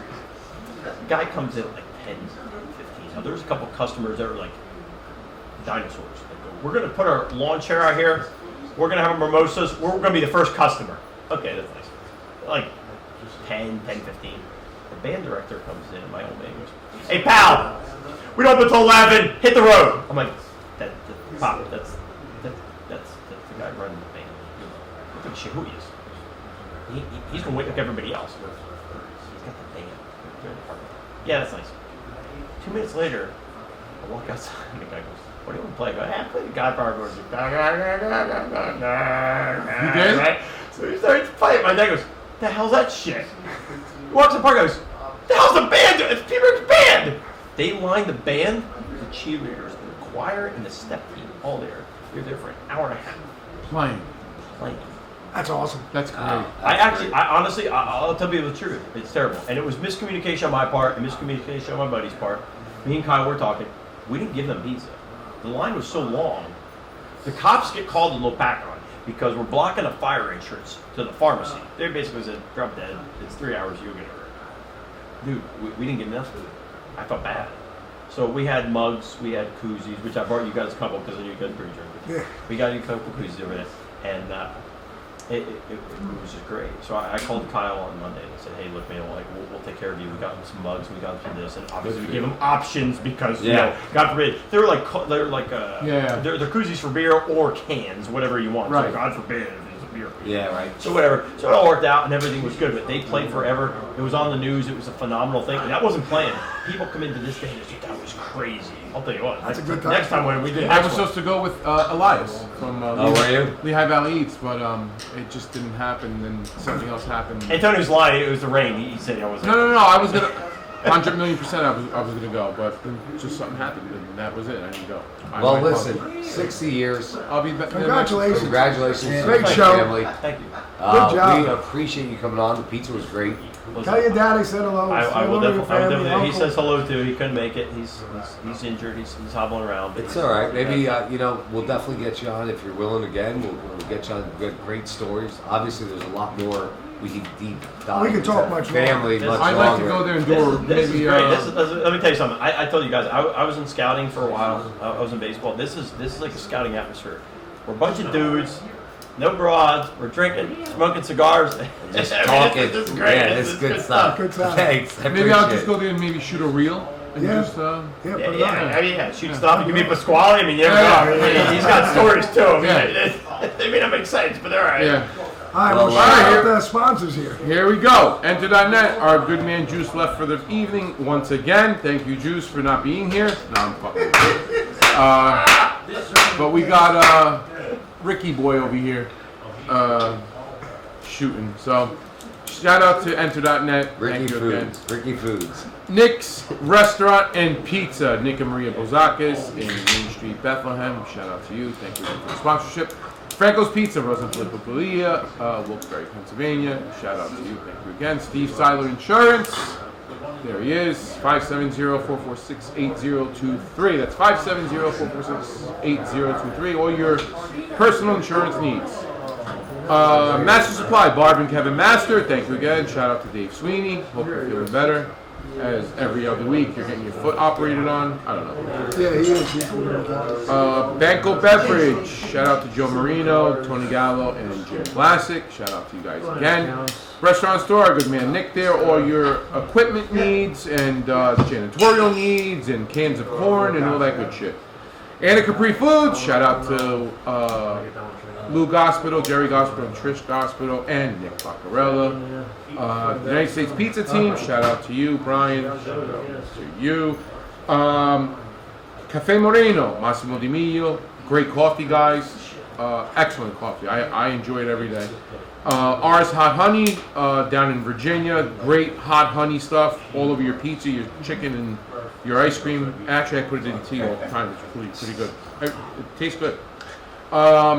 Again, a big shout out to Angelo Nicolosi. 755 Memorial Parkway in Phillipsburg. 60 years, which, what an amazing That's job. a beat, 60 years. 60 years, and thank you for coming on. It was an honor having you on. Shout out to everybody out here. Shout out to Joe yesterday, fantastic speech. Shout out to Sal, saw him today, next to me now. Real quick though, we always ask our guests before we end the episode, Angelo, any advice you give out to an entrepreneur, a business owner, a pizza guy, something that clicks that you would say to anyone starting out? I do. This has nothing to do with pizza. I'll leave you all with this. This isn't the book, by the way, Joe. I always relate everything back in my personal life to my Spanish teacher. When she told me I couldn't do anything, oh, you were going to be as a pizza man. True, bro. Once again, the most powerful word in the English language is no. Yes. Yeah. Great words. Great words. Simple, Very, very good. very, very intelligent, very strong. Well, guys, episode 55 here, PizzaFellas Podcast. Remember, go on Spotify, go on YouTube, hit that subscribe, hit that bell button, and then also interact with all the reels that we got going up.